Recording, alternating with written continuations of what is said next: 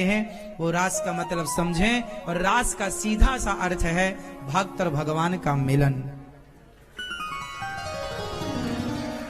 भक्त और भगवान का और मिलन कैसा? जाकी रही भावना जैसी प्रभु मूरत देखी तिन। जो जिस भाव से मिलना चाहता है उस भाव से मिले। अच्छा एक बात बताओ, एक पति है वो फौजी है, एक साल बाद दीपावली में एक फौजी घर आता है। और जब घर आता है फौजी पति, बेटा, भाई, पिता, तो एक आदमी, एक पुरुष जब घर आता है एक साल बाद, तो उसे देखने वाले कितने होते हैं? उसकी माँ भी होती है, उसकी बेटी भी होती है, उसकी पत्नी भी होती है और उसका पिता भी होता है, उसका पुत्र भी। लेकिन जितने लोग हैं सब अलग अलग भाव से एक को देख रहे हैं। बोलो हाँ। आप जब अपने घर जाओगे तो आपकी पत्नी भी आपको देखेगी, आपकी माँ भी देखेगी, आपकी बेटी भी देखेगी, आपकी बहन भी देखेगी, पुत्र भी देखेगा, लेकिन सब देखेंगे पर सबका भाव अलग होगा। जिस भाव से आपकी पत्नी देखेगी उस भाव से आपकी माँ का भाव अलग होगा।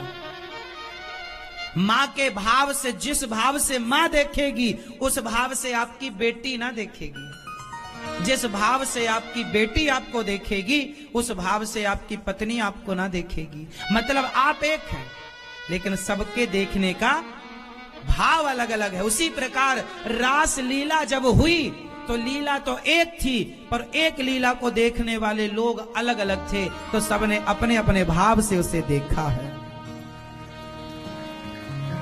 सबने जाकी रही भावना जैसी प्रभु मूरत देखी तिन तैसी।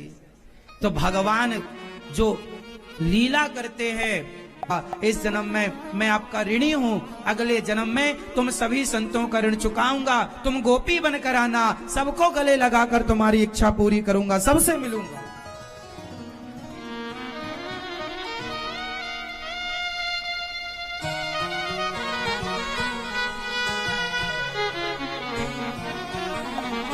प्रश्नोत्तरी के माध्यम से हम और आप एक दूसरे से बात करेंगे, मिलेंगे।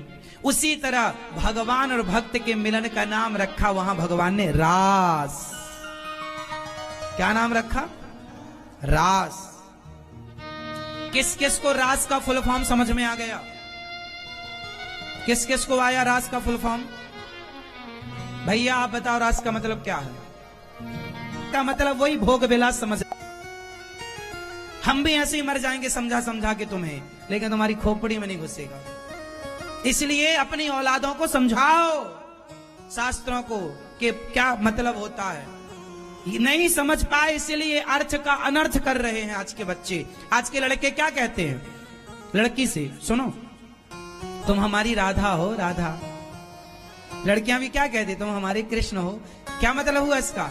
ये लोग कृष्ण और राधा को किस रूप में देख रहे हैं? देखो जरा कितनी गंदी भावना है इन लोगों की। अरे कृष्ण और राधा तुम्हारे जैसे थे क्या? नालायकों की तरफ बात कर रहे हो।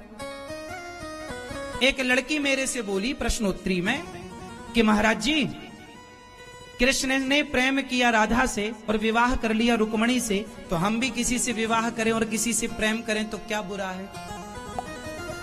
ऐसा पूछा था मेरे से। मैं कोई मनमानी कोई बात नहीं करता।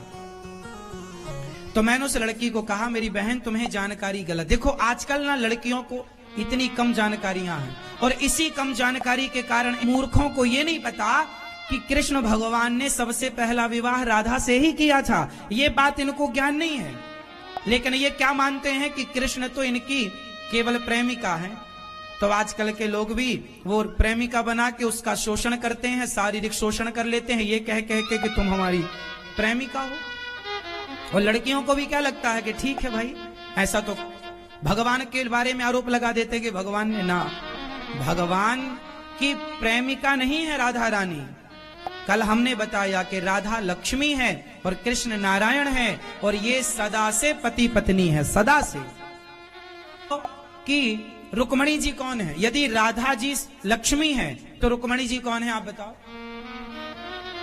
रुक्मणी मैया कौन है? मैया यहां कौन है, दो कैसे? तो आपको मैं इसका उत्तर दूं। देखो, आपकी मां कौन है? आपकी मां कौन है? आपके लिए आपकी मां कौन? अरे सबकी मां लक्ष्मी होती है, हमारी मां कौन? जोर से, लक्ष्मी होती है। बेटी कौन होती है? बेटी आ गई मतलब लक्ष्मी आ गई, पत्नी आ गई मतलब लक्ष्मी आ गई, मां मतलब लक्ष्मी। ओम जय लक्ष्मी माता। एक लक्ष्मी 4 रूपों में रह सकती है, तो फिर रुक्मणी और राधा के रूप में लक्ष्मी 2 रूपों में क्यों नहीं रह सकती?